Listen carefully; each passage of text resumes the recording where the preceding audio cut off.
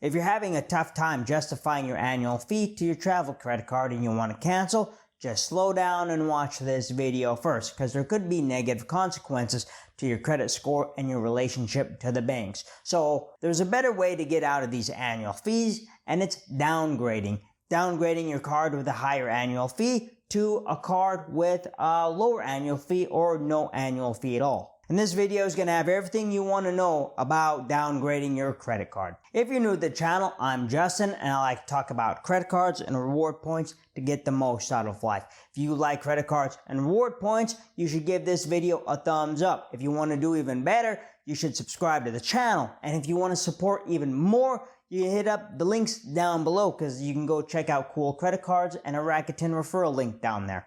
With Rakuten, you spend $30, you get $30 back. And then I get $30 too if you use my link. So win, win, win.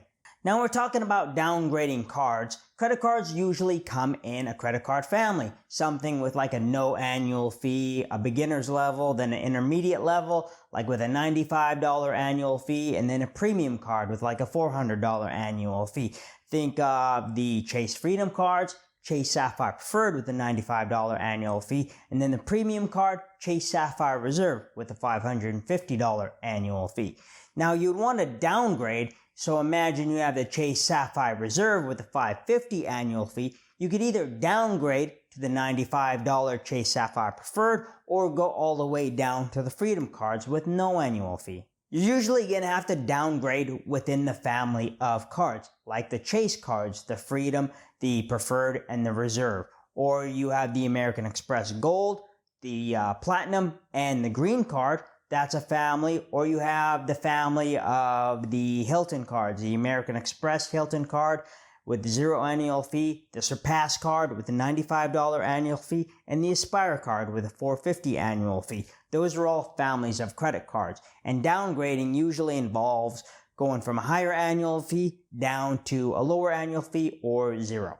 So when we talk about downgrading within the family of cards, like you're not going to be downgrading the Chase Sapphire Preferred to the Chase Marriott Boundless card. That's a different family, and you're not going to be able to do that. But you could downgrade something like the Boundless card to the Marriott Bold card.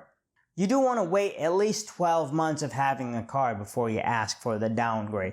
Usually within the time that your annual fee comes up, you call them up, say you're having a tough time justifying the annual fee, and, ask for a downgrade. Not all cards can be downgraded, so it'll help to call up and ask. Another little rule is you're never going to be able to do something like downgrade from a personal card to a business card.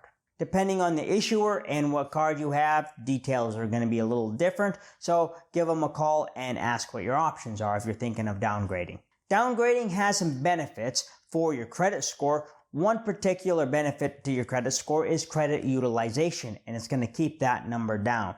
Low utilization is a good thing. Imagine if you have $25,000 in credit available to you, and you have a $5,000 balance on your cards. That means your utilization is 25%. But then if you call up and you close down one of your cards, all that available credit goes away.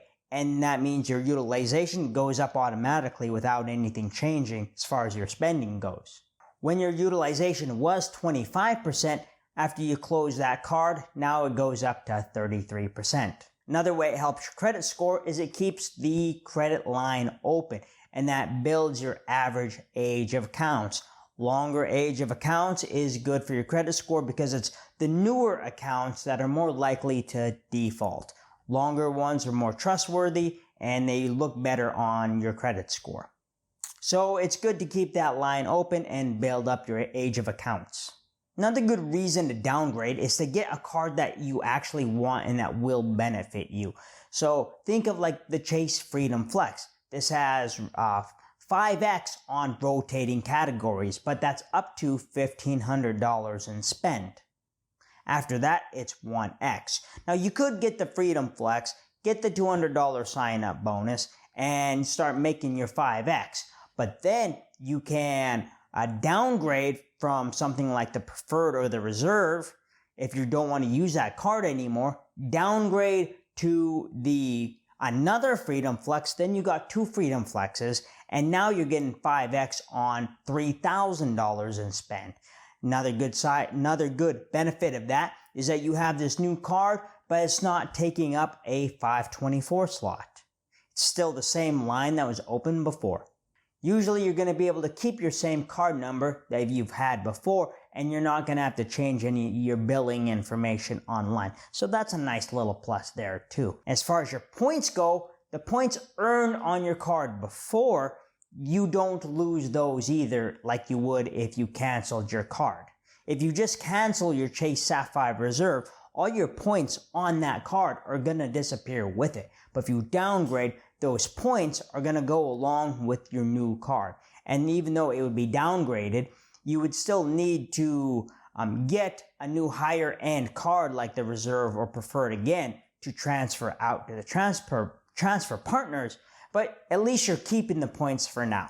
One thing to pay attention to is the sign-up bonuses, because American Express has once-in-a-lifetime rules. And it's not once in a lifetime if you get the sign-up bonus, it's once in a lifetime if you've had that card. Then you're not eligible for the sign-up bonus. Downgrades will not be eligible for sign-up bonuses.